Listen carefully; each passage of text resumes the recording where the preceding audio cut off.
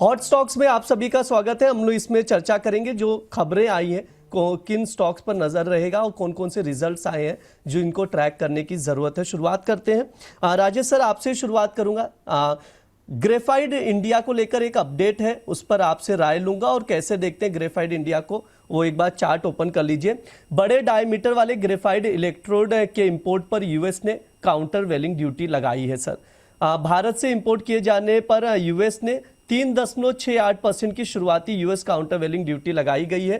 कैसे देखते हैं सर, इसका इम्पैक्ट क्या नजर आ जाएगा और ग्रेफाइट इंडिया को आप कैसे देखते हैं सर? अपॉर्चुनिटी है या अवॉइड करके चलें ये काउंटर को?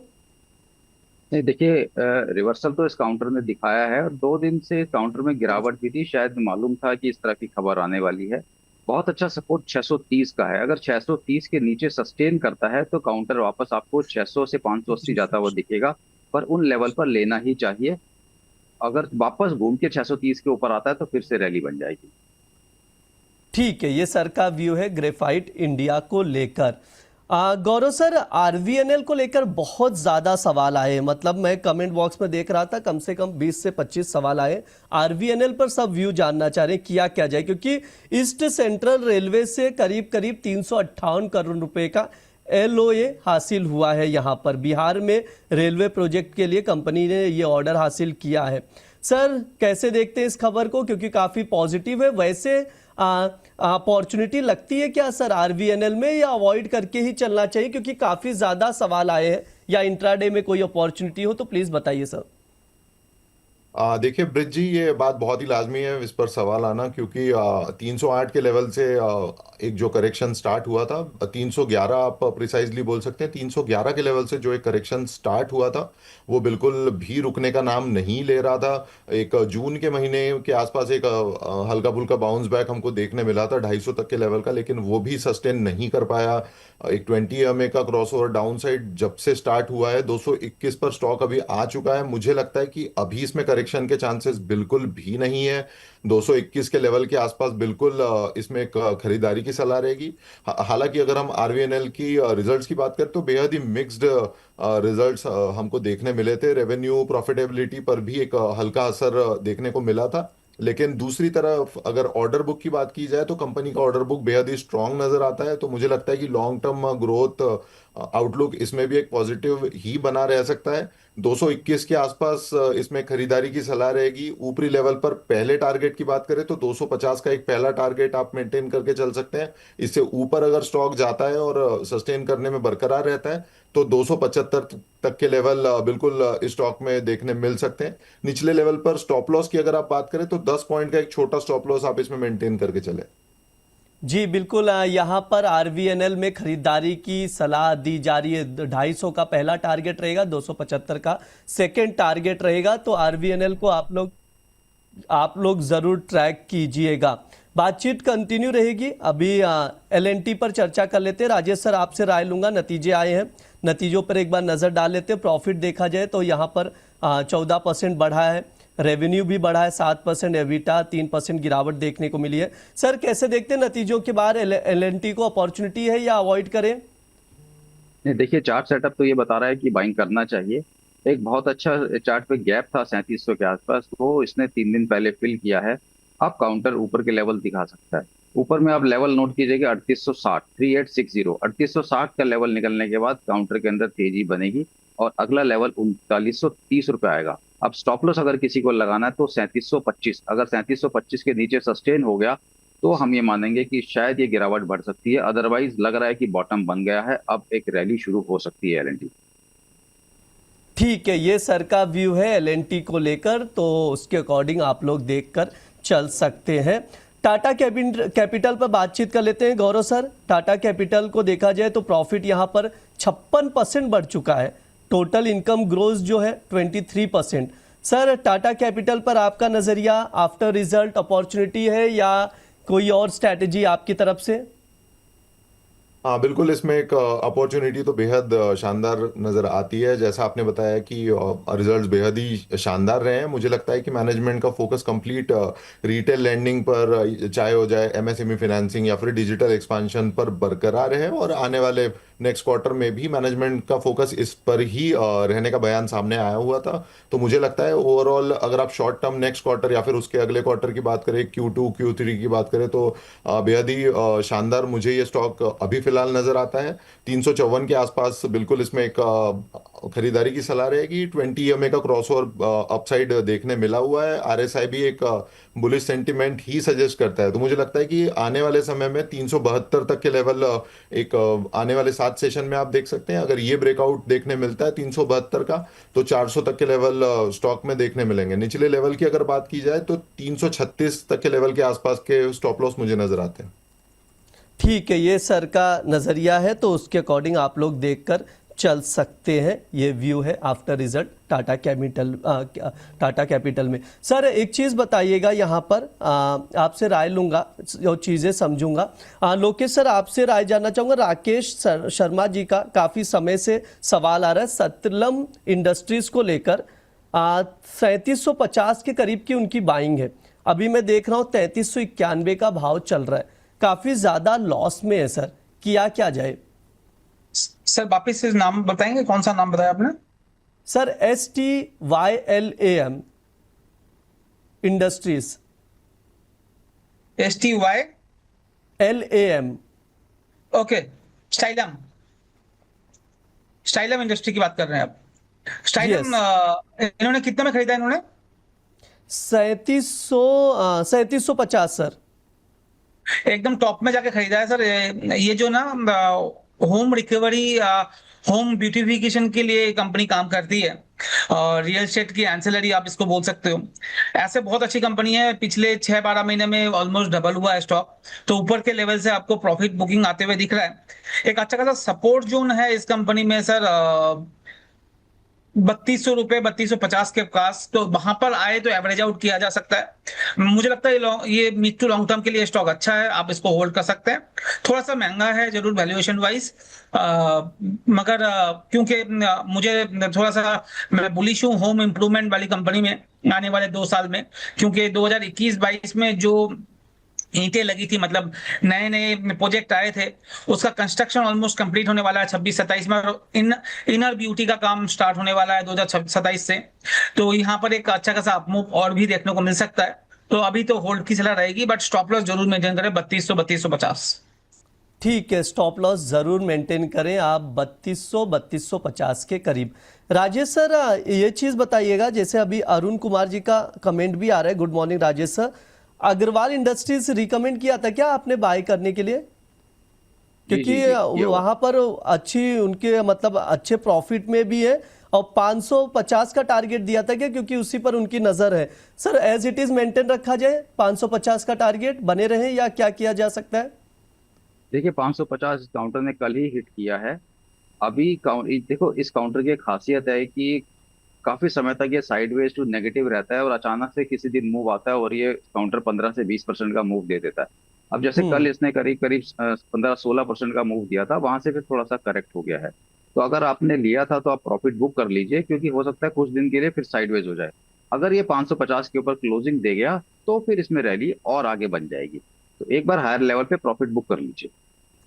ठीक है, अडानी पावर को लेकर गौरव सर एक बार व्यू दे दीजिए। अडानी पावर को लेकर इस काउंटर पे काफी सवाल आए हैं सर, कोई अपॉर्चुनिटी है क्या अडानी पावर में? जी मुझे लगता है कि अडानी पावर को फिलहाल अवॉइड करके चले तो ही बेहतर होगा। ऊपरी लेवल की बात करें तो एक 330 से लेकर 333 के आसपास अगर ये स्टॉक देखने मिलता है और ब्रेकआउट दिखाता है, तब इसमें एक ऊपरी लेवल पर फ्रेश एंट्री बन सकती है। निचले लेवल की अगर बात की जाए तो मुझे लगता है 200 तक के लेवल का इसमें एक वेट कर लेना चाहिए। 200 के लेवल अगर देखने मिलते हैं तो बिल्कुल आप इसमें एक फ्रेश बाइंग कर सकते हैं ऊपरी लेवल के 233 के टारगेट के लिए। उससे ऊपर अगर जाता है तो 254 का टारगेट भी ओपन रहेगा, और मुझे लगता है कि 190 का इसमें एक स्टॉप लॉस मेंटेन करने की मेरी सलाह होगी।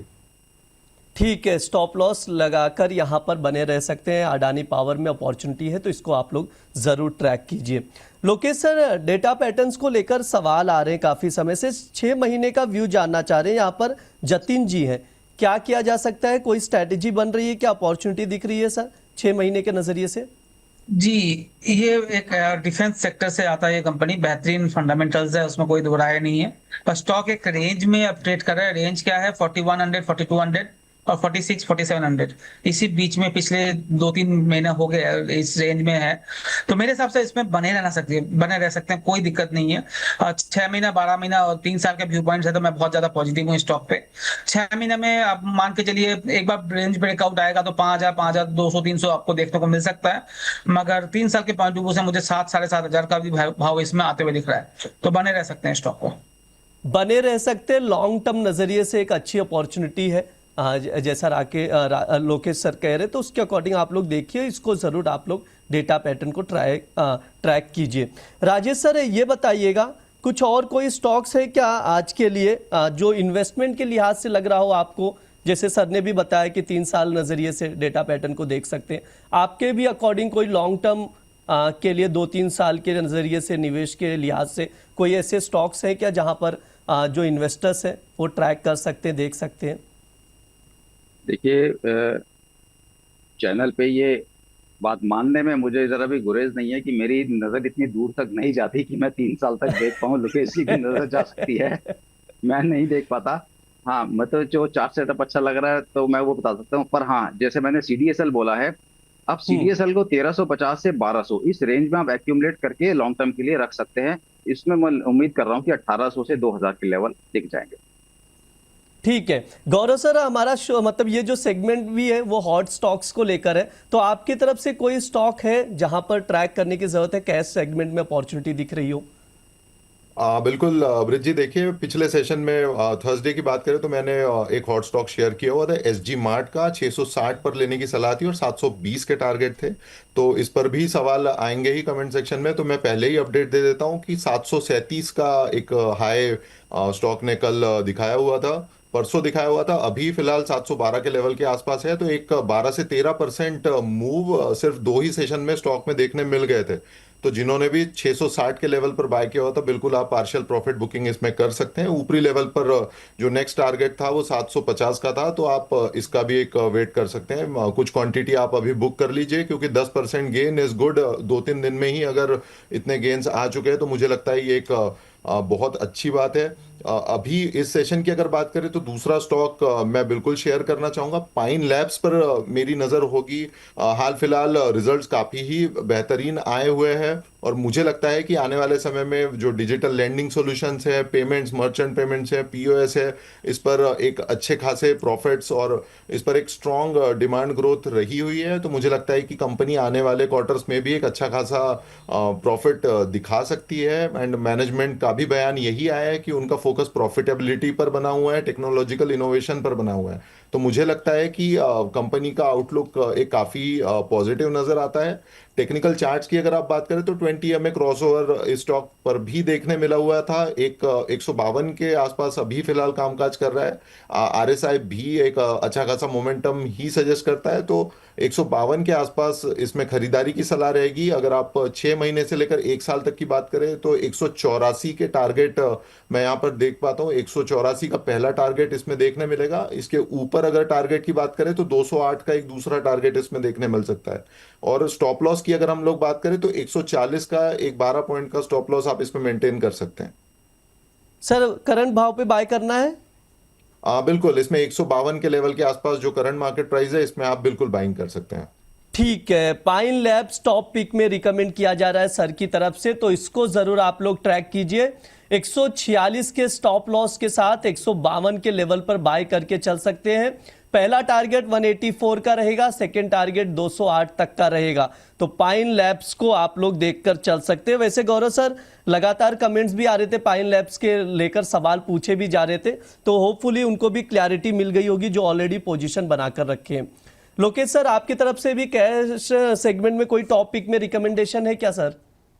जी, मेरा थोड़ा स्टाइल अलग है। मैं जो स्टॉक पहले बोलता हूँ वही दोहराता रहता हूँ जब तक उसका टारगेट या स्टॉप लॉस ना आ जाए, और टारगेट थोड़ा सा बड़ा जी। होता है। तो हमने 135 से स्टार्ट किया था MBPL, मध्य भारत एग्रो, MBAPL। 138 पहला टारगेट 145 150 का था, वो अचीव हुआ तो हमने रिवाइज करके 165 का लास्ट वीक के मॉर्निंग में दिया था।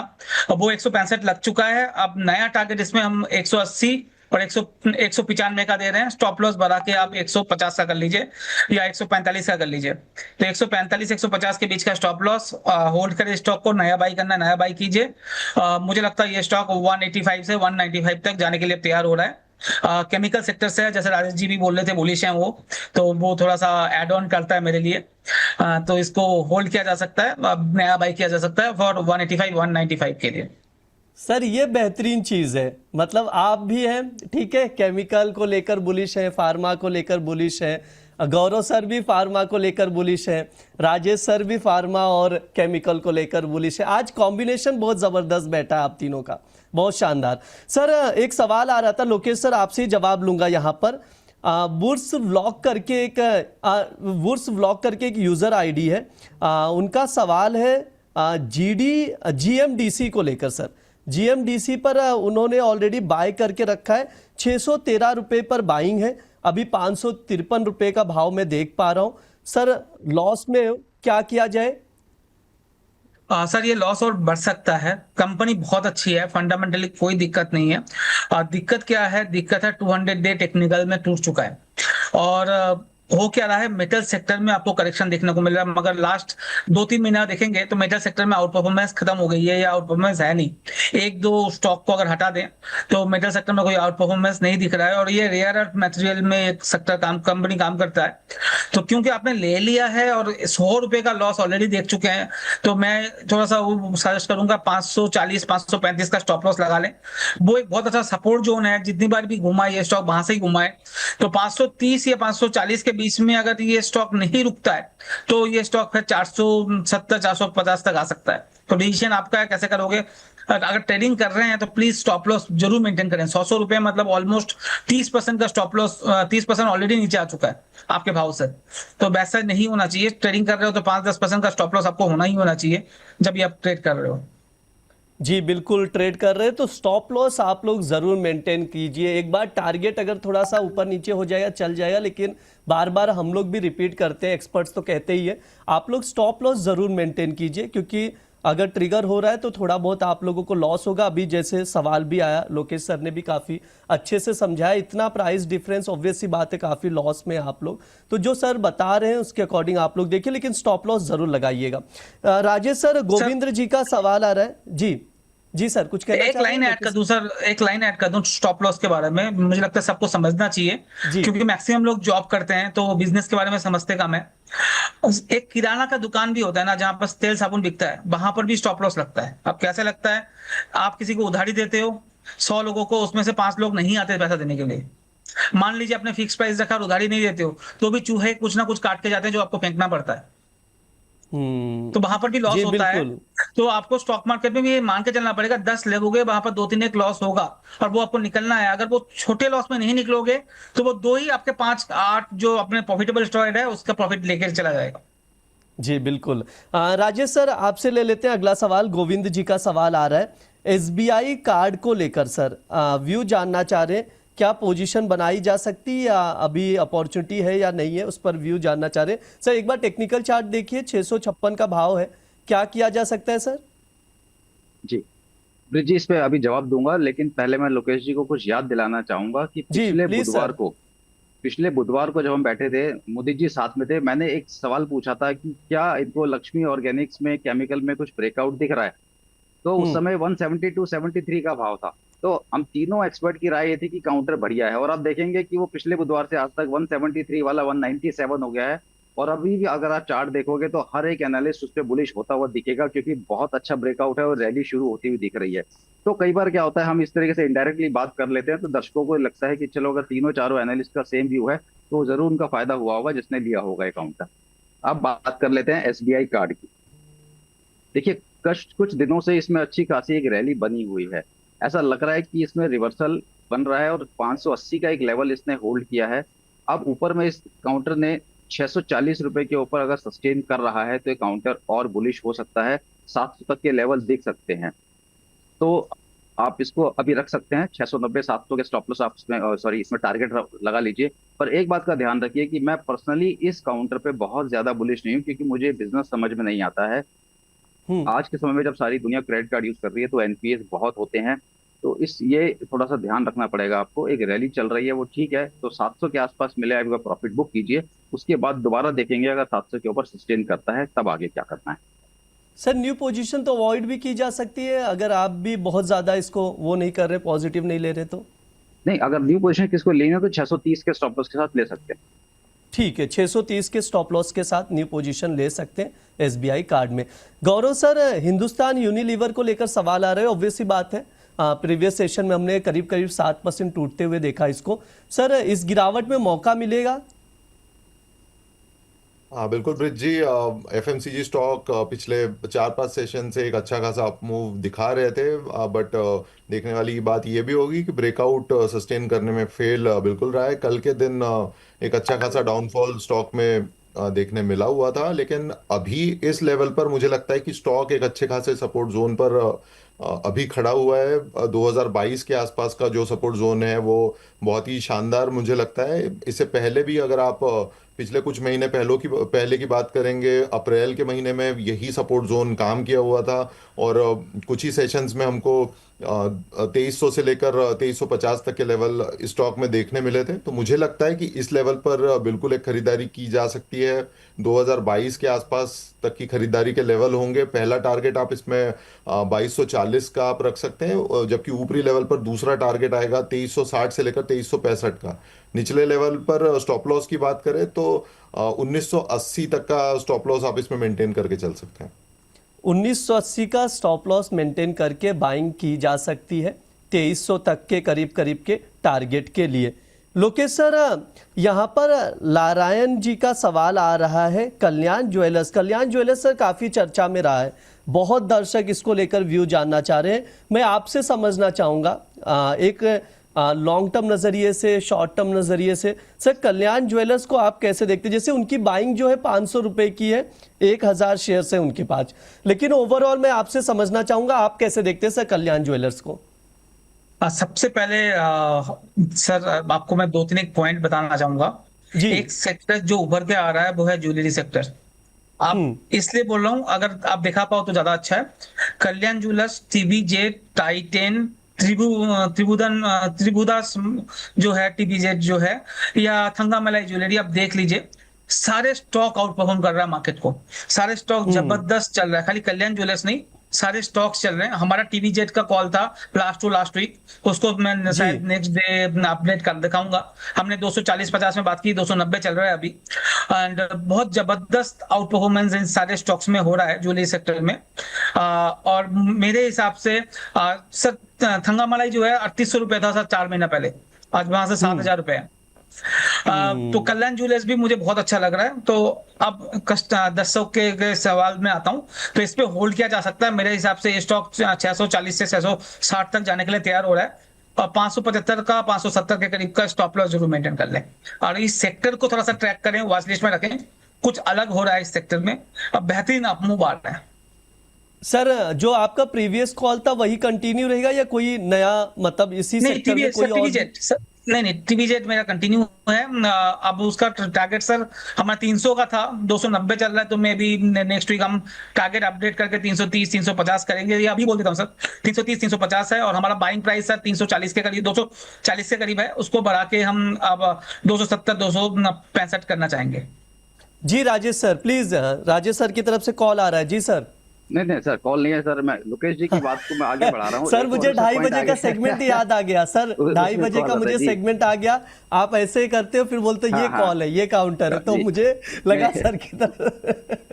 देखिए लोकेश जी की बात को आगे बढ़ा रहा हूँ। इन्होंने टीबीजी की बात करी, देखिए टीबीजी 2012 में इसने हाई बनाया था 300 रुपए का। आज तक ये काउंटर 300 के ऊपर क्लोजिंग नहीं दे पाया है। तो 2012 से 2026 14 साल के बाद ये काउंटर दोबारा 300 के आसपास आ रहा है। इससे पहले एक बार 2024 के अंदर भी ये 360 गया था, लेकिन क्लोजिंग तब भी इसकी 300 के ऊपर नहीं आई थी। ये मैं क्वार्टरली चार्ट देख रहा हूँ। तो अगर ये काउंटर 360 के ऊपर 300 के ऊपर सस्टेन करता है और रैली कंटिन्यू करता है, तो ये काउंटर आगे बहुत आगे चल सकता है। आप ये सोचिए कि 14 साल में अभी तक रिटर्न 0 है, तो अगर वो 14 साल का रिटर्न आएगा तो कितना आएगा? ठीक है, ये सर का व्यू है। तो जेम्स एंड ज्वेलरी सेक्टर को आप लोग ऑब्जर्व कीजिए। गौरव सर, आपका भी कोई नजरिया है? ट्रैक कर रहे हैं क्या इस सेक्टर को, कैसे देख रहे हैं आप? बिल्कुल ब्रिज जी, पिछले कई सेशन से कल्याण ज्वेलर की बात करें, टीवीजेड की बात करें, तो अच्छा खासा मूव दिखा रहे हैं। मैंने पहले भी कहा था कि मैंने बताया था कि ज्वेलरी स्टॉक्स में एक रॉकेट या फिर एरोप्लेन उड़ रहा है, इसमें अगर हम लोग बैठते हैं तो अच्छा खासा प्रॉफिट हमको मिल सकता है। और देखने भी मिला, काफी सारे स्टॉक ऑलमोस्ट डबल हो चुके हैं। मुझे लगता है अभी फिलहाल ये सेक्टर थोड़ा स्ट्रेच हो चुका है, तो इसमें एक प्रॉफिट बुकिंग या फिर करेक्शन हमको बिल्कुल देखने मिल सकता है। तो फिलहाल अभी के लिए मैं ज्वेलरी स्टॉक को मतलब इस काउंटर्स को कंप्लीटली अवॉइड करने की ही सलाह दूंगा। अगर कोई एक फ्रेश ब्रेकआउट किसी स्टॉक में देखने मिलता है तो बिल्कुल फिर हम रिविजिट कर सकते हैं। राजेश सर, यहाँ पर अनुज जी का सवाल आ रहा है वारी एनर्जीज को लेकर। सर, कोई अपॉर्चुनिटी है क्या वारी एनर्जीज में? एक सेकंड सर। जी, वारी एनर्जीज, वारी ऑलरेडी एनर्जी में उन्होंने बाय देखिए किया हुआ है सर, काफी हायर लेवल पर है, 3200 पर बाय किया हुआ है, सर, देखिए 2680 पहले 90 भी के कई करीब बार इस पे नजर आ रहा बात है ये हुई शेयर। है। जी जी, पहले भी कई बार स्टॉक पे बात हुई है और मैं हमेशा, मेरा इस पे स्टांस नेगेटिव ही रहा है। हम्म। लोअर हाई, लोअर लो बनते चले जा रहे हैं। देखिए, उम्मीद अब सिर्फ एक आखिरी बचती है 2500 के आसपास की। अगर वहां संभल गया तो संभल गया, रैली बनने के चांसेस यहाँ से नहीं दिख रहे हैं। एटलीस्ट काउंटर को 2800 के ऊपर क्लोज होना पड़ेगा। अगर 2800 के ऊपर क्लोज होता है तब आप उम्मीद बांधिए कि काउंटर 2950 3000 के लिए चलेगा। तब तक कोई उम्मीद मत लगा के रखिए। और देखिए, उम्मीद पर कभी शेयर मार्केट में काम नहीं करना चाहिए, कभी पैसे नहीं बनते। हायर लेवल पे हम्म। अगर आपने लिया था तो ऐसा नहीं हो सकता कि एनालिस्ट ने आपको होल्ड या बाय करने की सलाह दी हो। मैं देख रहा हूँ सबने कहा होगा कि ये लेवल टूट रहे हैं तो निकल जाइए। तो जब भी आप अगर छोटा लॉस लेके बाजार से निकलेंगे तभी आप लंबी पारी इस बाजार में खेल सकते हैं। अगर आप छोटा लॉस लेने को तैयार नहीं है ना, तो माफ कीजिएगा, बाजार आपको कहीं का नहीं छोड़ेगा। तो सर अभी क्या करें अनुज जी, क्योंकि लॉस में तो काफी ज्यादा है, तो एग्जिट करें लॉस में या थोड़ा बाउंस बैक का इंतजार कर सकते हैं? देखिए, 2500 का लास्ट सपोर्ट है। अगर 2500 आके सस्टेन करता है तो थोड़ा सा एवरेज कर लीजिए और किसी भी रैली पे जहां भी आपका लॉस कम हो सकता है एग्जिट कर लें तो बेटर है। ठीक है, ये सर का सजेशन है, तो आप उसके अकॉर्डिंग देखकर चल सकते हैं। जी लोकेश सर। हाँ, अब मैं ना जी। एक पॉइंट ऐड करना चाहूंगा दर्शकों के लिए। होता क्या है ना, जो होप रैली जो राजेश जी ने बोली ना, वो होप रैली नहीं करनी चाहिए। अगर आप देखेंगे ना, मैक्सिमम क्वेश्चन कहाँ से आते हैं, रेलवे स्टॉक जो आरबीएनएल टाइप के हैं, जो 600 हम्म। में लेके रखा हुआ है, 200 हो गया, या वाड़ी है 3500 में लेके रखा है। ये एक टाइम पे जब बूम बूम मार्केट आता है, बुल मार्केट आता है, उस टाइम पे ये सारे स्टॉक चलते हैं। राइट, जो भी एक सेक्टर पकड़ ले, कभी पीएसयू बैंक चलेगा, कभी आईटी चलेगा, कभी डिफेंस चलेगा, कभी रेलवे, और कभी अब ये एनर्जी सेक्टर। आप हम्म। साथ में आपको थोड़ा सा, या आप टेक्निकल देख लो तो स्टॉप लॉस लगाओ, या मैं जैसे टेक्नो फंडा देखता हूँ तो फंडामेंटल और टेक्निकल को मिक्स करके देखता हूँ। तो वाड़ी में हम्म। हो क्या रहा है, आप देखोगे कोई भी सोलर कंपनी नहीं चल रही है, क्योंकि ओवर सप्लाई है इंडिया में। और जो सोलर बन रहा है उसको सप्लाई करने के लिए कोई जगह नहीं बची, मतलब जो सप्लाई करने के लिए ट्रांसमिशन लाइन चाहिए, वो ट्रांसमिशन लाइन इंडिया में कम है, तो वहां पर डिमांड आ रहा है। बट अब नया कोई भी काम नहीं हो रहा सोलर इंडस्ट्री में। सो नया एनर्जी जनरेशन के लिए कोई नहीं लग रहा पैनल्स, क्योंकि जो लगा हुआ है हम्म। वही ओवर सप्लाई कर रहा है। इसीलिए वारी हो या जितने भी एनर्जी स्टॉक हैं सोलर में, वहां पर डाउनफॉल आ रहा है। मगर आप यहाँ पर ही आप कुछ केबल कंपनी देखेंगे जो ट्रांसमिशन में काम कर रहा है, वहां पर बहुत कम है, ट्रांसमिशन नहीं कर पा रहे, वहां पर अपमूव आ रहा है। तो एक एग्जांपल देता हूं सर, डायमंड केबल नाम की कंपनी है, आप उसका चार्ट देखिएगा तो आपको दिखेगा हम्म। इसी सेगमेंट में जहां पर हेल्पर है, वहां पर वो स्टॉक अपमूव हो रहा है। और साथ में जितना वारी टाइप की जितना भी कंपनी है वो डाउन साइड जा रहा है। तो आपको थोड़ा सा ये रीड करना पड़ेगा। ये चार्ट देख लो तो स्टॉप लॉस लगाना जरूरी है, जैसे मैं स्टार्टिंग में बोल रहा हूँ। 3300 जी। 3400 रुपए से जब टूटने लगा है, 2800 2900 में आपको निकल जाना चाहिए था, ना कि आप इतना वेट करो। बिल्कुल। हाँ गौरव सर, टीसीएस पर एक बार राय दे दीजिए। यहाँ पर वर्ल्ड रियलिटी करके एक यूजर आईडी है, टीसीएस पर व्यू जानना चाह रहे हैं। 2224 पर बाय किया है, अभी देखा जाए टीसीएस तो 2398 के करीब है, प्रॉफिट में ही है, प्रॉफिट बुक करें या बने रहें सर?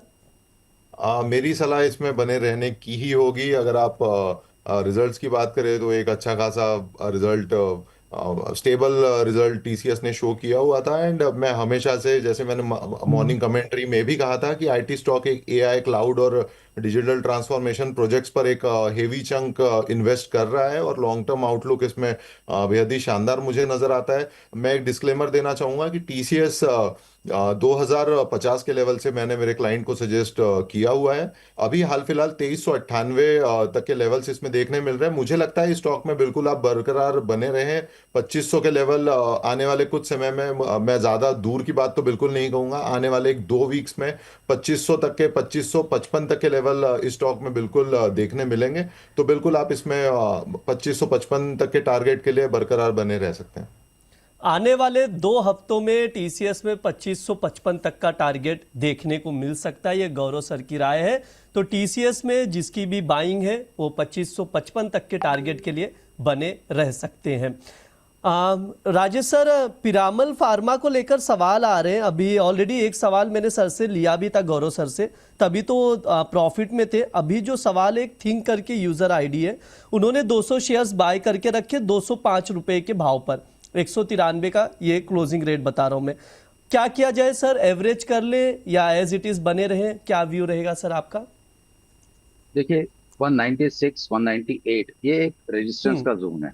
205 कोई बड़ी बात नहीं है, इजीली आ जाएगा। और मैं उम्मीद कर रहा हूँ कि काउंटर आपको 225, 230 तक के लेवल आने वाले समय में दिखाएगा। अगर आपको एवरेज करना है तो उसके लिए सही भाव होगा 175 रुपए। लॉन्ग टर्म के लिए बहुत अच्छा स्टॉक है, होल्ड करके बैठ सकते हैं, कोई दिक्कत नहीं होगी। ठीक है, लॉन्ग टर्म के लिहाज से अच्छा शेयर है, होल्ड करके बने रह सकते हैं। लोकेश सर, इटर्नल को लेकर बहुत सवाल आ रहे हैं, अभी मैं लगातार कमेंट पढ़ रहा हूं तो एक साथ ही ले रहा हूं। आपका नजरिया क्या है सर इटर्नल को लेकर? इटर्नल में ट्रेडिंग व्यू पॉइंट है मेरा, इन्वेस्टमेंट व्यू पॉइंट नहीं है। मैं पहले क्लियर कर दूं, बहुत अच्छा लग रहा है चार्ट पे। ये जो मूव आ रहा है मुझे लगता है 330, 345 तक लेके जा सकता है स्टॉक को, तो इसमें बने रह सकते हैं। स्टॉप लॉस जरूर मेंटेन करें 293, 295 का। एज ए फंडामेंटल एनालिस्ट के बोले तो वैल्यूएशन कभी भी समझ में नहीं आया, स्टॉक 4 गुना हो गया फिर भी, तो गलत तो पड़ते हैं फंडामेंटली। बट तो फंडामेंटल राय नहीं है, बट इसमें ट्रेडिंग किया जा सकता है स्टॉप लॉस के साथ। सर इन्वेस्टर्स दूर रहे, राइट? नहीं, इन्वेस्टर इन्वेस्ट करें, बट हाँ। स्टॉप लॉस ऐसे स्टॉक में ना आप वो नहीं कर सकते। जैसे मैं बोल रहा हूँ, मैं अपनी गलती बता रहा हूँ, जो हमने 4 गुना मिस किया। मैंने 60 रुपए में भी देखा है, 80 में भी देखा है, तब भी महंगा लगता था, आज भी महंगा लगता है। तो ऐसे स्टॉक में आपको स्टॉप लॉस ठीक रखना है। आप अगर इन्वेस्टर हो तो हो सकता है 290 का स्टॉप लॉस नहीं होगा, 260 का होगा। ठीक है गौरव सर, जी गौरव सर, गाला इंजीनियरिंग को लेकर प्रभात कुमार जी का सवाल आ रहा है, आपसे राय जानना चाह रहे हैं। गाला इंजीनियरिंग में कोई अपॉर्चुनिटी है? उन्होंने पूरा सवाल तो नहीं लिखा, जस्ट गाला इंजीनियरिंग को लेकर व्यू जानना चाह रहे हैं, तो प्लीज सर अपना ओपिनियन दीजिए, क्या राय है? हाँ बिल्कुल ब्रिज जी, देखिए फिलहाल इस काउंटर को मैं अवॉइड करने की ही सलाह दूंगा। एक अच्छा खासा डाउन मूव स्टॉक में देखने मिला था, 1110 के आसपास ट्रेड कर रहा है। मुझे लगता है कि 980 तक के लेवल का वेट कर लेना चाहिए, तब जाके इसमें एक फ्रेश एंट्री बिल्कुल बन सकती है। बट मुझे लगता है कि इस स्टॉक को अभी हम लोग अवॉइड करके चले तो ही बेहतर होगा। ठीक है, अभी अवॉइड करके चलना है, गाला इंजीनियरिंग को आप लोगों को अवॉइड करके चलने की सलाह दी जा रही है। Rajesh sir, HDFC life insurance को लेकर सवाल आ रहे हैं यहाँ पर बहुत सारे, एक नज़रिया जानना चाह रहे हैं, क्योंकि प्रीवियस सेशन में भी 1% से ज़्यादा बढ़त हमने देखी है, और मतलब यहाँ पर बहुत सारे सवाल हैं सर। मैंने देखा 8 से 10 सवाल है HDFC लाइफ इंश्योरेंस को लेकर। सर आपका क्या नज़रिया है? देखिए काउंटर कह सकते हैं कि अभी ऑल टाइम लो के आसपास ही चल रहा है। 545 रुपए का इसने एक बॉटम बनाया है। लेकिन अगर मैं दूसरे RSI और दूसरे इंडिकेटर देख रहा हूँ ना, तो एक वहां मुझे पॉजिटिव डाइवर्जेंस दिख रही है। काउंटर जहां अपना लो नहीं तोड़ रहा है, तो मैं कह सकता हूँ कि जो RSI है वो थोड़ा सा ज्यादा स्ट्रांग हो रहा है प्राइस के मुकाबले में। तो 562 अगर ये 562 के ऊपर क्लोज करके सस्टेन करता है, तो एक काउंटर में हमें 575, 580 तक के लेवल दिखेंगे। लेकिन इसमें जो ट्रेंड रिवर्सल होगा वो 590 के ऊपर ही होगा। ठीक है, ये सर का व्यू है HDFC लाइफ इंश्योरेंस को लेकर। लोकेश सर, एक सवाल आ रहा है सुमन राव जी का E2E नेटवर्क्स को लेकर। कह रहे हैं सर प्लीज मेरा क्वेश्चन ले लीजिए। जी आपका क्वेश्चन लिया जा रहा है, लोकेश सर से राय ली जा रही है। 555 की सर बाइंग है उनकी, अभी 507 रुपए का भाव देख रहे हैं। क्या किया जा सकता है सर, एवरेज करें या क्या करें, क्योंकि अभी इस वक्त वो लॉस में ही है सर? दो बात कर लो सर। एक तो डिस्क्लेमर है, मेरे पर्सनल पोर्टफोलियो में ये स्टॉक है निचले लेवल से। जी। दूसरा चीज, ये स्टॉक ट्रेडिंग वाला नहीं है, ये सर्किट टू सर्किट चलने वाला स्टॉक है। तो अगर आप ट्रेडिंग के हिसाब से 3 दिन या 4 दिन के हिसाब से लिए हो तो हो सकता है आज डाउन साइड भी खुले और 5% नीचे भी खुल जाए। तो जब भी मौका मिले निकल जाइए, ट्रेडिंग के लिए नहीं है। ये एआई थीम पे ये स्टॉक काम कर रहा है, बेहतरीन क्वार्टरली रिजल्ट आया है स्टॉक पे। लॉन्ग टर्म अगर 6-12 महीना उसके ऊपर का अगर व्यू पॉइंट है तभी स्टॉक पे हाथ लगाएं। तो मेरा मानना है 750-800 तक आपको 6-12 महीने में दिखा सकता है। बट अगर आप देख रहे हो 5-10 दिन तो कभी भी ये 450-430 भी आ जाए तो कोई बड़ी बात नहीं होगी। इन्वेस्टमेंट के लिहाज से इसको देखकर आप लोग चल सकते हैं अगर ट्रेडर्स हैं तो थोड़ा सा सर ट्रेडर्स अवॉइड ही करें राइट, या स्टॉप लॉस लगाएं? जी नहीं, अवॉइड करें सर, क्योंकि इसमें मौका नहीं Avoid, मिलता निकलने का। ठीक है, ट्रेडर्स अवॉइड करके चल सकते हैं। इन्वेस्टर्स जो है लॉन्ग टर्म अगर नजरिया है तो आप लोग बने रह सकते हैं। ये लोकेश सर की राय है तो उसके अकॉर्डिंग आप लोग देखकर चलिए। तो ये हमारे जो हॉट स्टॉक्स वाला सेगमेंट है इसको हम लोग यहीं पर क्लोज करेंगे, और जो ये सेगमेंट है इसको यहीं पर हम लोग क्लोज करते हैं, फिर बातचीत आगे कंटिन्यू रहेगी।